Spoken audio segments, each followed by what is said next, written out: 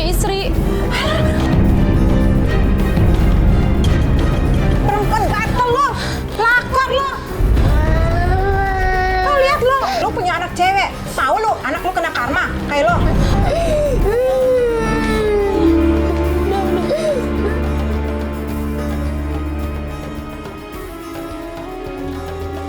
Hai orang-orang yang beriman, janganlah kamu mengikuti langkah-langkah syaitan.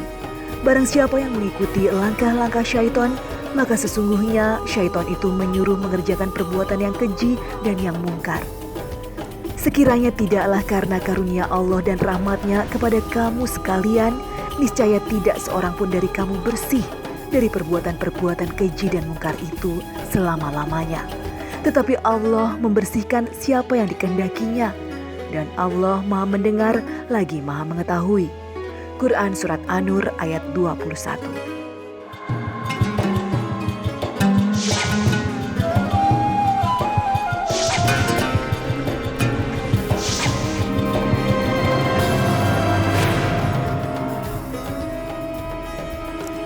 Assalamualaikum warahmatullahi wabarakatuh. Selamat pagi pemirsa Tawakal yang dirahmati Allah Subhanahu wa taala. Senang sekali saya Farid Hasan kembali menjumpai Anda. Dan pemirsa di studio sudah hadir bersama kami Bapak Ustadz Muhammad Ziyad. Assalamualaikum Pak Ustadz. Waalaikumsalam warahmatullahi wabarakatuh. Alhamdulillah, Pak Mas Farid. Alhamdulillah. Selain Pak Ustadz Muhammad Ziyad juga sudah hadir bersama kami seorang narasumber bernama Mbak Tika. Assalamualaikum Mbak Tika. Waalaikumsalam warahmatullahi wabarakatuh, Mas Farid. Sebelumnya kami ucapkan terima kasih buat Mbak Tika yang sudah mau menyempatkan hadir ke sini. Dan Mbak Tika, tadi kita juga lihat di depan udah ada beberapa cuplikan dari reka adegan yang pernah menimpa Mbak Tika. Nah, saya mau tanya Mbak Tika, apa sih permulaan kejadian itu bisa terjadi itu dari apa? Saya janda anak satu. Saya ditinggal suami saya dari anak saya masih bayi.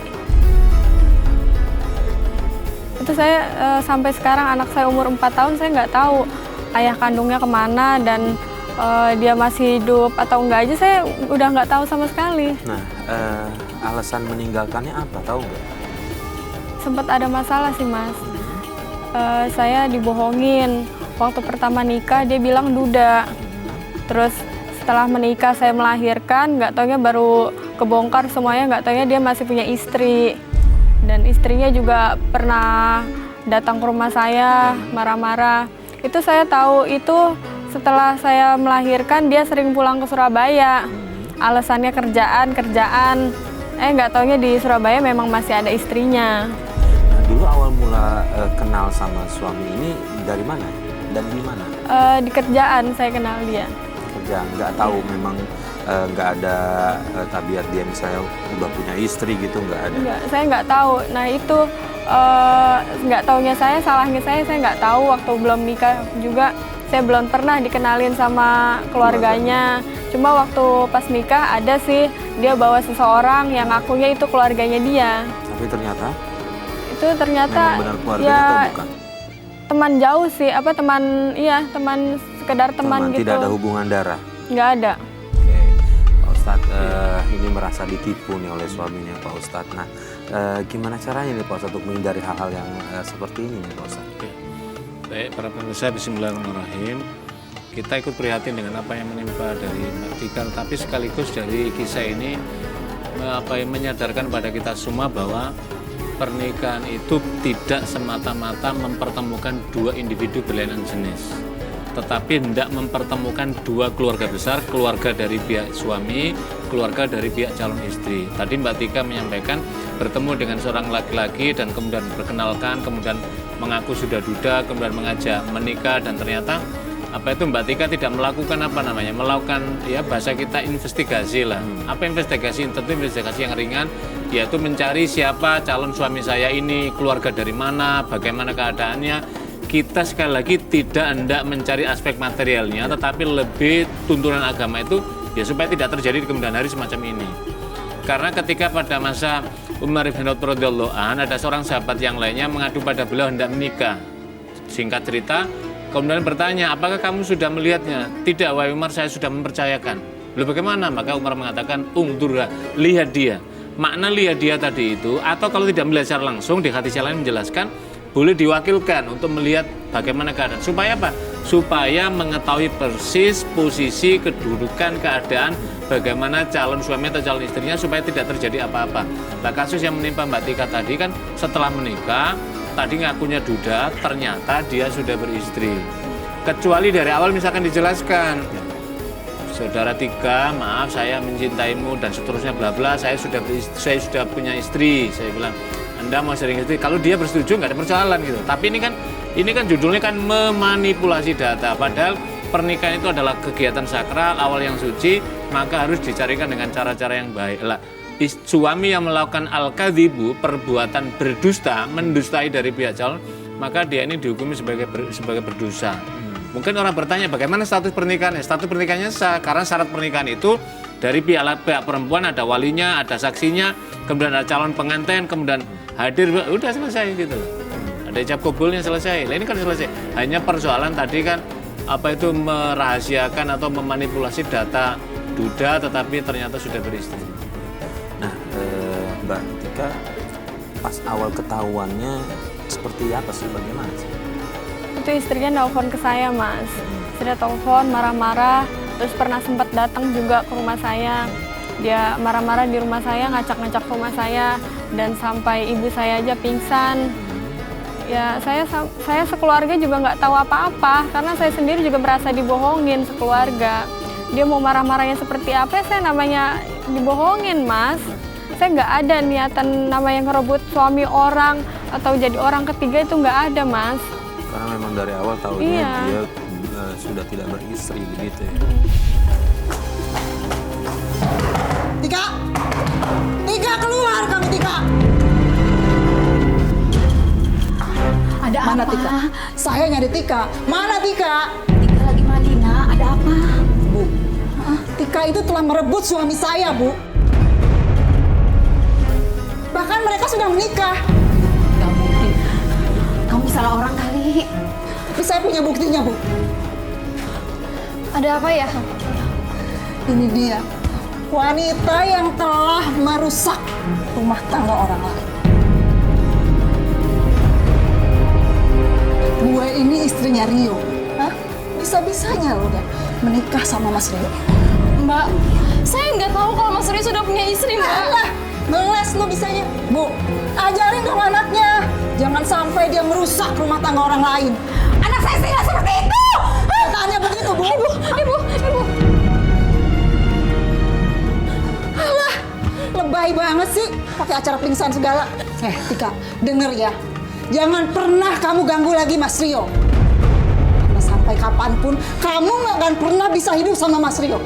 Ingat itu, Tika. Saya nggak kayak gitu, Mbak. Bu.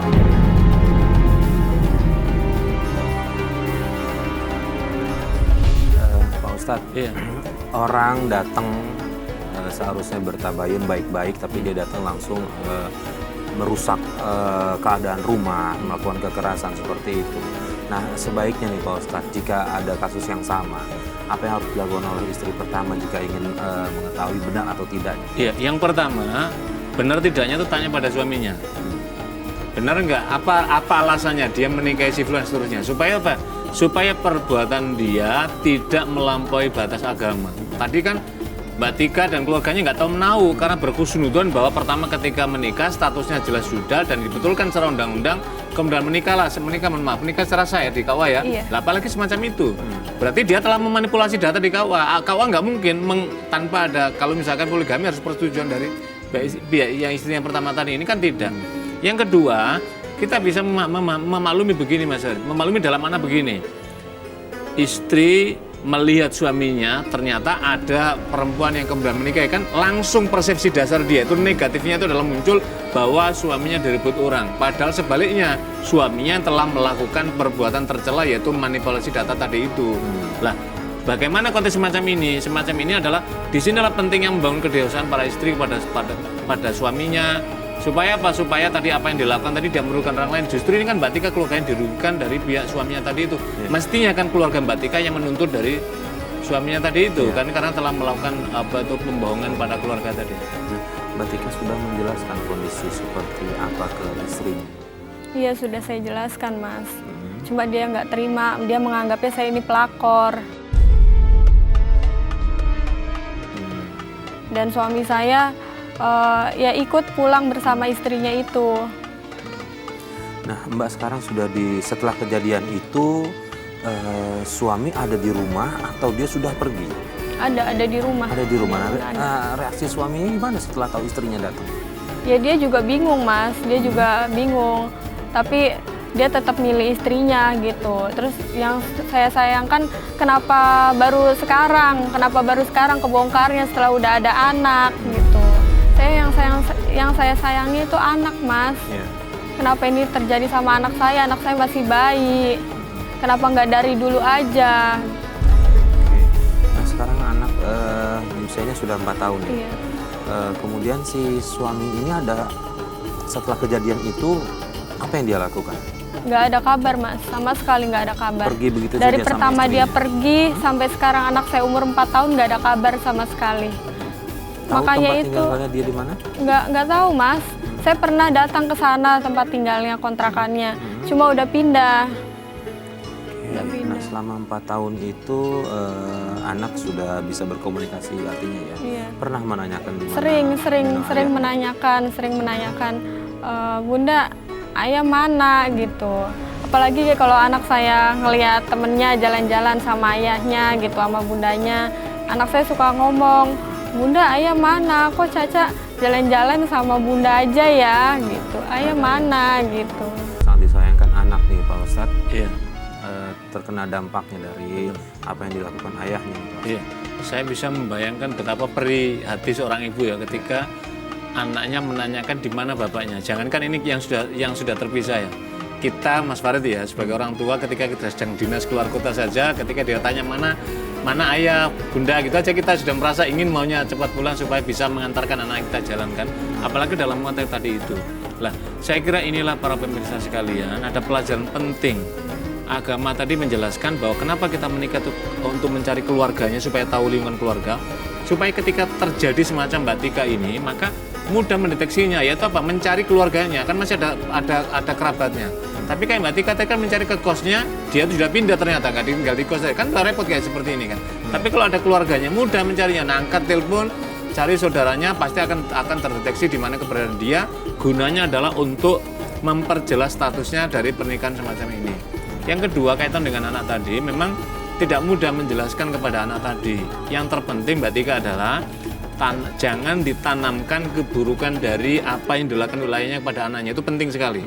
Supaya anaknya tidak terbangun dalam memori bawah sadar dia, nanti ketika besar nanti akan diputar ulang. Jadi tanamkan kebaikan-kebaikan saja. Mungkin yang bisa dijelaskan adalah ayahmu sedang dinas keluar kota atau kemana, nanti pada saatnya kira-kira seperti itulah. Nanti ketika dia sudah dewasa baru sudah mengerti, baru dijelaskan ini kenapa sedang terjadi, sehingga anak-anak secara gradual dia baru bisa memiliki pemahaman yang baik terhadap kedudukan ayahnya. Ya, tentang makanya bagaimana tentang statusnya ini yang menjadi penting, Mas. Statusnya seperti apa? Statusnya saya kelar ya. Kembali kepada tadi itu, kalau pernikahannya itu adalah status negara, maka bisa dikembalikan pada negara. Kembalikan negara itu artinya apa? Pengajuan ke pengadilan untuk memperjelas ini. Nanti pengadilan yang akan menyurati kepada melacak di mana keberadaan tadi itu, termasuk nanti itu kalau misalkan diputuskan berlanjut atau diputuskan berpisah, maka nanti ada kewajiban yaitu menafkahi pada anaknya karena ini adalah menjadi tanggung jawab ayahnya tadi. Nah, Mbak Tika sekarang tinggal di mana? Saya tinggal di Jakarta Utara. Saya tinggal berdua bersama anak saya. Nah, untuk sehari-hari memenuhi kebutuhan hidup sehari-hari dengan bekerja. Saya bekerja, Mas. Saya bekerja Gimana? apa aja saya lakuin. Saya nggak mandang itu. Maaf ya Pak Ustadz, saya nggak mandang itu apa itu pekerjaan uang halal ataupun uang haram. Saya nggak mandang itu, Mas. Ya saya pikirin itu gimana saya ngidupin anak saya sendirian, saya biayain anak saya. Ibaratnya orang memandang saya sebelah mata, memandang saya kerja malam. Oh, jadi Mbak memutuskan untuk kerja malam. Kerja malamnya seperti apa? Saya kadang nemenin karaoke sampai pernah tidur juga, Mas. Melayani tidak hanya menemani karaoke tapi melayani tidur begitu. Nah itu karena cuma faktor utama dari demi anak seperti itu? Demi anak, Mas. Orang mah beranggapan perempuan malam buruk, yang ini, yang itu, buat foya-foya, buat senang-senang. Enggak semua perempuan malam itu kerja untuk senang-senang foya-foya. Mereka itu ya termaksud saya. Saya begini juga karena situasi, karena kondisi yang memaksa harus seperti ini, Mas.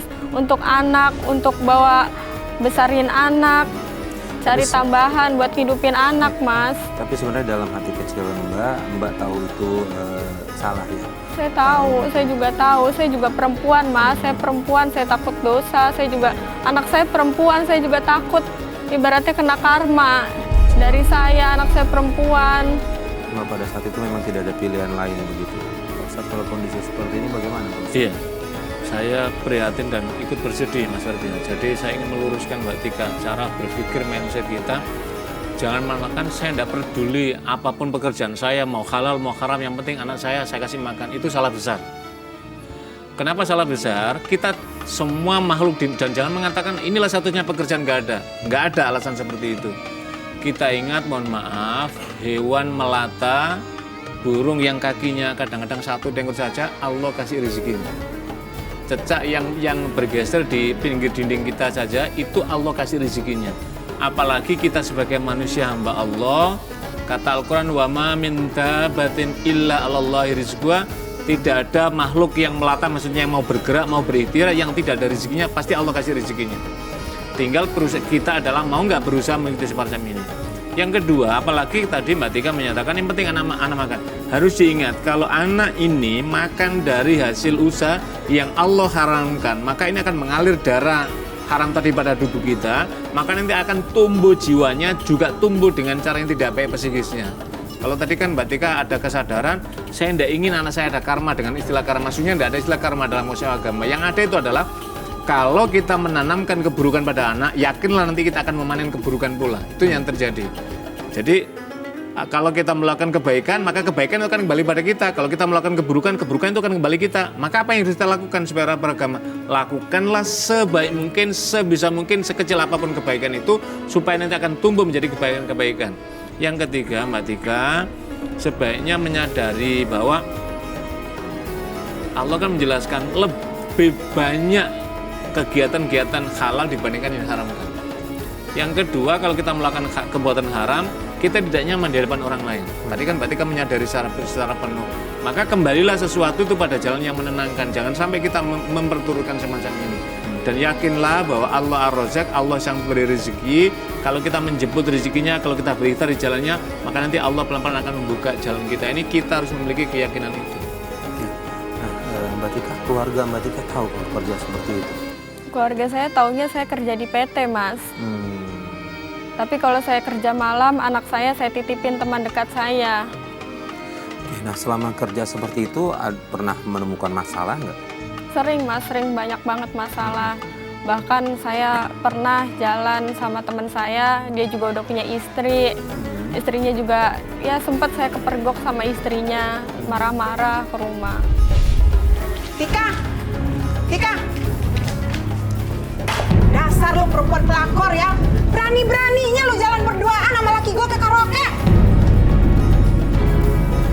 Maksud Mbak apa? Saya nggak tahu, Mbak. Suami yang mana? Saya nggak tahu. Pura-pura lu. Ini gue istrinya Dimas. Lu jalan berdua kan sama Dimas? Mbak, saya nggak tahu kalau Dimas sudah punya istri.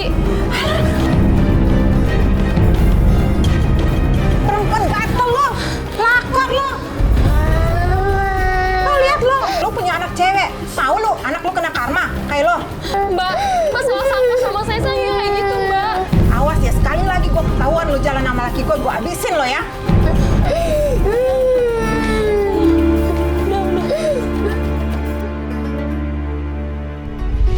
Habis saya bingung, Mas, saya harus gimana ya? Saya buat ngidupin anak saya, buat cari tambahan buat anak saya, Mas. Saya pikir cuma ini jalannya satu-satunya saya dapetin uang. Saya mikirnya gitu, Mas.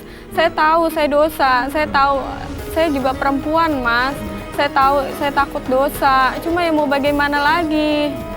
Ya, mungkin tadi Pak Ustadz sudah sampaikan, ini kan yang sudah berlalu, sudah masa lalu ya. Nah, yang pertanyaan, Mbak masih melakukan hal seperti itu? Masih, tapi nggak nggak sesering dulu. Sekarang udah dikit-dikit udah saya mau hilangkan, Mas. Hilangkan, Saya betul. berusaha. Pak Ustadz, artinya Mbak Tika datang ke sini pengen gimana meyakinkan diri nih, untuk benar-benar berhenti melakukan pekerjaan seperti itu. Iya. Cara meyakinkan diri adalah kembali pada diri sendiri. Yang kedua, bahwa dunia ada yang mengatur. Siapa yang mengatur? Tuhan yang Maha Kuasa, Allah Subhanahu wa Ta'ala. Kalau kita sebagai hambanya, sebagai makhluknya, pasti Tuhan sudah memberikan rezekinya. Saya memberikan contoh, Mas Farid. Jadi saya punya seorang kawan penggerak dakwah di daerah Surabaya, itu ada namanya dulu Komplek Pelacuran, PSK. Dia bersama teman-temannya sekuat tenaga mendakwakan, tidak cukup hanya mendakwakan, mengajak saja. Singkat cerita pendek kata, melakukan pembinaan, para PSK ini dibina. Karena apa? Karena masih ada nilai keagamaannya. Kalau waktunya sholat, ya aku sholat, tapi dia kembali ke jalan sana, maka kemudian pelan-pelan melalui anaknya psikolakan itu kemudian dibina. Tapi tidak cukup diceramai, akan kemudian dikasih modal masing-masing, dikursuskan keterampilan, kasih modal, usaha sekarang itu ada yang buka kopi, bukain dan macam-macamnya. Saya ketika datang Surabaya, saya hadir di sana Surabaya. Sebelum kasus yang besar ditutup oleh Ibu Wali Kota itu. Ketika kita tanya, Mbak, besar mana penghasilan sekarang jualan kopi ini dengan dulu ketika jualan diri? Apa ada jawabnya? Ya masih tinggi yang dulu, Pak. Kemudian pertanyaan saya tidak sampai berhenti di situ. Pertanyaan berikutnya adalah, tenang mana dulu mendapatkan uang dengan cara itu dengan sekarang? Sekarang ini, Pak, uangnya memang sedikit penghasilan saya, tapi saya merasa tenang, merasa damai. Kalau saya kirimkan anak saya bertanya, kamu kerjanya apa? Saya bisa menyebutkan kerjanya apa. Kalau anak saya mau ke Surabaya, ingin ke rumah saya persilakan dia. Tapi dulu, yang paling ditakutkan adalah kalau ada keluarganya yang bertanya, kemudian mengetahui status pekerjaannya apa dia. Dan kalau keluarganya datang ke kota itu, kemudian mencari apa pekerjaannya. Sehingga selama bertahun-tahun itu dia merasakan apa mananya. Mananya kata Nabi, kebaikan itu adalah sesuatu yang menenteramkan jiwamu dan menenangkan batinmu. Sedangkan perbuatan dosa itu adalah sesuatu yang menjadi jiwamu menjadi tidak tenang dan apa itu dadamu menjadi bergejolak. Apa yang dilakukan oleh Mbak Tika itu saya kira seperti itu kan, nggak tenang dan nggak nyaman juga dilakukan. Maka kembalilah, putuslah, janganlah. Ini jalan berisiko. Pertama berisiko karena akan dilabrak istri orang. Karena punya istri mereka. Yang kedua berisiko terhadap penyakit. Dan yang ketiga bukan berisiko lagi, tapi merendahkan dan menghancurkan martabat diri. Dan saya kira inilah Allah ingin mengangkat martabat orang, maka kembalilah kepada jalan tuntunan Allah. Allah pasti akan menyediakan rezekinya. Ya, tadi Mbak Tika menyebutkan banyak tetangga ngomongin Mbak Tika ya. Sempat ada masalah dengan tetangga? Sering, Mas. Sering banyak yang ngelabrak rumah, marah-marah di depan anak saya. Anak saya cuma paling nangis, tapi anak saya udah umur 4 tahun, Mas, mengerti semua itu, omongan-omongan tetangga. Anak saya nangis. Emang ada tetangga ngomongnya seperti apa? Ngomong, itu ibu kamu jadi pelakor. Kamu nggak mandang anak kamu itu perempuan. Kamu nggak mandang anak kamu perempuan, ntar takut kena karma. Ntar kalau terjadi sama anak kamu bagaimana? Lucu kan bonekanya? Lucu mah, Seneng nggak? seneng. Nanti mama beliin lagi ya. Mia, kamu habis beli boneka baru ya? Iya dong, kan aku habis pergi ke mall sama papa aku. Kamu habis dari mana? Pasti habis dari pasar ya? Iya, Mbak. Tika, ajak dong Mia sekali-sekali ke mall. Belum kepengen, nanti aja, Mbak. Oh iya lupa, Mia kan nggak punya ayah. Jadi nggak bisa jalan-jalan ke mall kayak Sasa. Lagian ibunya sih jadi pelakor. Mbak, kalau ngomong dijaga ya, saya bukan pelakor, Mbak. Kok jadi kamu yang marah sih? Udahlah ngaku aja. Ya jelas dong, Mbak, saya bukan pelakor. Alah, pakai nggak ngaku kamu tuh. Kok dari di sini? Mah, emang ada apa? Ini loh pelakor ini. Mas, ajarin ya istrinya kalau ngomong tuh dijaga, Mas. Iya, Mbak. Udah, Bisa-bisaan dia yang marah, Pak. masuk. Heran deh. Sabar ya, Nak. Maafin mamanya. Nanti besok kita ke mall kok, yuk.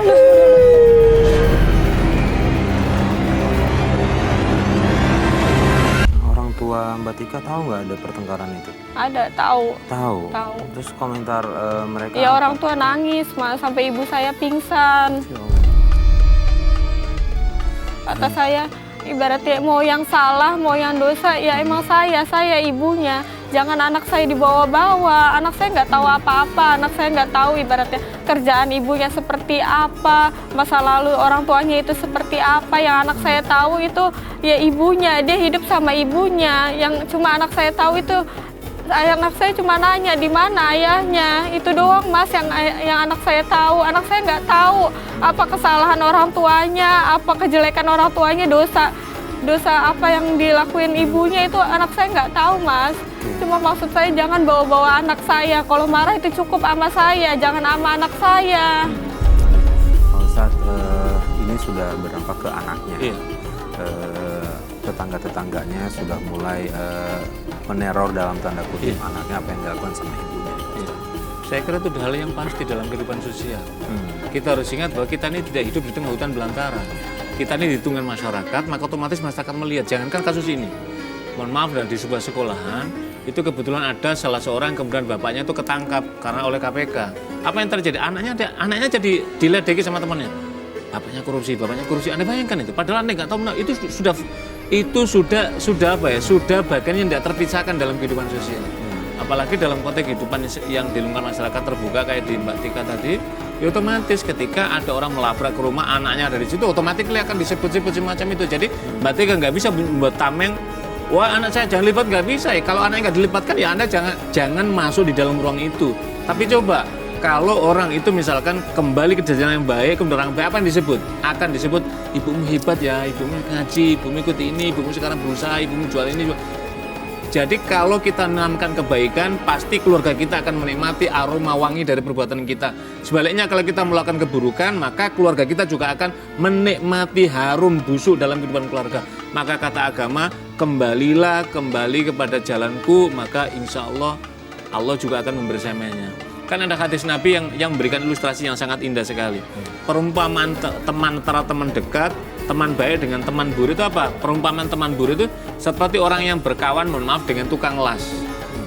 Meskipun kita tidak terpengaruh dengan kepribadian dia, tapi minimal kita akan terbercik apa? Akan kena percikan api sehingga baju kita akan bolong-bolong. Itu maknanya apa? Kalau ada kemungkinan kita terpengaruh, maka pribadi kita akan menjadi rusak. Tapi kalaupun tidak, kita akan menjelaskan rehu muntinatan, kita akan mendapatkan aroma yang tidak nyenap apa ketika ada buruk. Wah ibunya tadi, itu dia. Jadi karena itulah berkawanlah dengan yang baik, bergaulah dalam lingkungan yang baik supaya aroma wangi itu mengharumi sekeliling kita. Nah, Mbak Tika sendiri sudah ada usaha nggak untuk mungkin membuka hati dengan pria lain gitu, barangkali bisa berhenti dari pekerjaan? Pernah Mas, tapi cuma sebentar. Tapi ya anak saya sempat berharap, sempat mikir kalau itu ayahnya. Dan setelah saya putus, udah nggak ada hubungan sama lelaki itu, anak saya tetap masih mengira dia itu ayahnya. Saya sedih Mas, terus sampai anak saya juga nanyain dia. Padahal itu bukan ayahnya, bahkan yang ayah kandungnya sendiri aja nggak peduli sama dia. Baik Pak Ustadz, jawaban yang terbaik seperti apa nih Pak Ustadz jika ada anak bertanya seperti itu? Jika sekarang begini, kalau anaknya sudah mulai mengerti, dikasih tahunya begini, kamu punya ayah, ayahmu sekarang misalkan berada di kota, sebut aja berada di kota. Nanti ya dengan bahasa sesungguhnya membohongi juga, suatu saat kembali kita nggak tahu juga, tapi maksudnya kembali siapa tahu Allah mengembalikan, kita nggak tahu juga dalam konteks di situ gitu. Kembalikan dalam anak banyak sekali, mungkin suatu saat besar dia juga bisa menyaksikan, pasti akan terpanggil. Jangan dikira Mbak, keadaan di sini pasti bapaknya di sana juga akan menderita, pasti pikiran juga ingat bahwa ada anaknya pasti. Cuman dia kalah dengan lingkungan saja. Nah, karena itu caranya apa? Caranya adalah kembali pada tuntunannya, mengetuk. Siapa yang mengetuknya? Allah yang mengendalikan semuanya ini, maka mintalah pertolongan kepada dia. Jadi bukan semakin menjauhinya. Yang harus dipikirkan tadi kan Mbak mengulang-ulang bagaimana anak tadi itu. Maka tanamkan kebaikan-kebaikan pada dia, nanti kemudian tadi Pak Farid tadi kan bertanya apa buka baru, nggak apa-apa, buka dengan lembaran baru, kehidupan baru, jalan yang baru, jalan kebaikan. Mudah-mudahan nanti dia menyayangi anaknya dan seterusnya sehingga anak ini mendapatkan kasih sayang dari ayah angkatnya yang nanti kelak akan menjadi suaminya, misalkan Mbak Tika meniti jalan baru. Nah, Mbak Tika sendiri punya rencana untuk membangun rumah tangga kembali? Saya masih trauma Mas, masih trauma. Saya mikirnya apa dia bisa sayang sama anak saya seperti anak kandungnya. Bahkan yang ayah kandungnya aja nggak peduli sama dia, ninggalin dia gitu aja. Oke, nah Pak Ustadz, kira-kira doa dan apa yang harus dilakukan Mbak Tika nih Pak Ustadz biar bisa mendapatkan jodoh yang baik dan menguatkan hatinya untuk menghilangkan trauma itu Pak Ustadz? Yang pertama, kalau kita ingin melihat orang lain simpati pada kita ingin melihat orang lain empati pada kita ingin melihat orang lain memberikan dukungan pada kita melakukan perbaikan pada diri kita. Itu yang pertama, karena tadi kan sudah menempuh jalan tadi. Yang kedua, karena telah melakukan banyak perbuatan dosa tadi dan Mbak Tika tadi kan sudah menyadari, kembalilah kepada pintu taubat Allah. Bertobat. Lantas yang ketiga adalah perbaiki diri dengan melakukan kebaikan-kebaikan, maka kemudian buka lembaran baru, karena kita nggak tahu gitu. Jadi kita nggak bisa berpersepsi bapaknya saja, karena niatnya kita nggak tahu niatnya tadi ketika menikah itu apa gitu. Dan Mbak Tika kan nggak mau tahu tadi keluarganya sehingga dia jangan-jangan itu kan. Tapi kan kita nggak tahu bahwa ketika kita sudah menjadi baik, menjadi orang yang baik, maka kata Al-Quran, sesungguhnya orang baik maka Allah akan pertemukan dengan orang yang baik. Sesungguhnya orang yang buruk Allah akan pertemukan dengan orang yang buruk. Jadi kita berintrospeksi diri kita, apakah ini karena diri kita belum baik ya, kita perbaiki diri, memantaskan diri, memperbaikan diri supaya ada orang baik juga akan membersama bersama kita. Ya. Nah, Mbak Tika ini kita udah hampir di penghujung acara. Mbak Tika ada yang mau ditanyakan ke Pak Ustadz? Iya, saya mau nanya Pak Ustadz. Itu bagaimana Pak Ustadz kalau anak saya udah dewasa, anak saya menikah, terus wali nikahnya itu bagaimana Pak Ustadz? Sedangkan suami saya aja saya tidak tahu keluarganya. Jadi yang pertama, kalau masih bisa dilacak, maka tentu ayahnya yang lebih baik untuk menikahkan, itu yang paling sah. Tapi kalau ternyata nanti karena ini menyangkut anak wanita, inilah resikonya. Kalau punya anak wanita dalam konteks kemudian nggak tahu status ayah yang tadi itu. Kalau ayahnya nanti sampai ketika anak ini sampai usia pernikahan, kemudian ayah nggak ada, ini siapa walinya? Maka walinya adalah wali hakim. Siapa itu wali hakim? Wali hakim itu adalah wali negara yang dalam hal ini adalah dimandatkan kepada petugas KUA. Jadi kantor urusan agama di masing-masing kecamatan atau Kementerian Agama, inilah yang nanti akan menjadi wali hakimnya, mewakili dari bapaknya karena tidak diketahui keberadaannya seperti itu.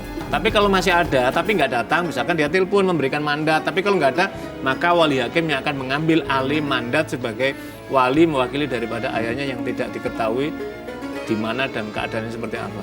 Ya. Nah, saya sih sebenarnya lebih peduli sama Mbak yang masih mencoba melakukan pekerjaan seperti itu. Kalau menurut saya sih ada baiknya Mbak mencoba mengikis pelan-pelan berhenti dari itu. Karena tadi Pak Ustadz juga bilang bahwa rezeki Allah udah ngatur ya Pak Ustadz. Pasti.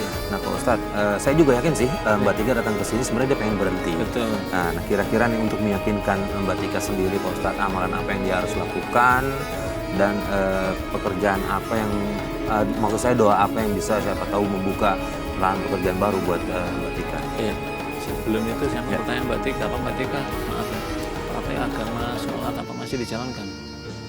Masih, atau suka bolong-bolong? Iya, bolong-bolong. Nah, sekarang yang pertama beristighfar, astagfirullah. Yang kedua bertobat. Bertobat itu berjanji dalam diri kita tidak mengulangi perbuatan dosa yang pernah dilakukan dan mengisi hari-harinya dengan kebaikan. Yang ketiga lafaz istighfar tadi terus dilakukan dengan yang kemudian yang keempat adalah memohon hidayah Allah, memohon bimbingan Allah supaya Allah menunjukkan jalan. Yang kelima pakai misalkan Ar-Razzaq, Al-Ghani, Al-Mughni, terus itu dijadikan wirid dalam kehidupan kita. Mudah-mudahan Allah membukakan pintu-pintu rezeki dalam kehidupan kita. Jadi cukuplah yang sudah, bukalah dengan lembaran baru, yakinlah bahwa Allah menyediakan rezeki untuk setiap hambanya. Di muka bumi tidak ada hambanya yang kelaparan asal mau berusaha, maka carilah usaha, carilah dengan cara yang halal. Makanya Al-Quran menjelaskan kulu min thayyibatil halalan thayyibah, makan dan minum, kulu washrobu, makan dan minumlah. Di ayat yang lain menjelaskan kulu min rizqillahi halalan thayyibah, makanlah dari apa yang telah aku rezekikan dengan cara yang halal dan thayyib. Itu maknanya adalah inilah jalan yang menenangkan dalam kehidupan kita.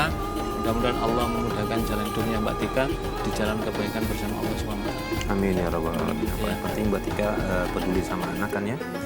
Dan karena Mbak Tika peduli, saya sih pengennya Mbak Tika mencari rezekinya yang halal, jangan yang haram. Karena apapun yang dimakan sama anak itu kan dari uang. Betul, resiko. Bismillah, mudah-mudahan Mbak Tika bisa ya ngelewatin ini ya. Amin. Pak Ustadz, terima kasih atas semua nasihatnya. Mudah-mudahan ini juga bermanfaat bagi pemirsa kita di rumah. Dan pemirsa, akhirnya sampai di sini Tawakal. Saya Farid Hasan undur diri.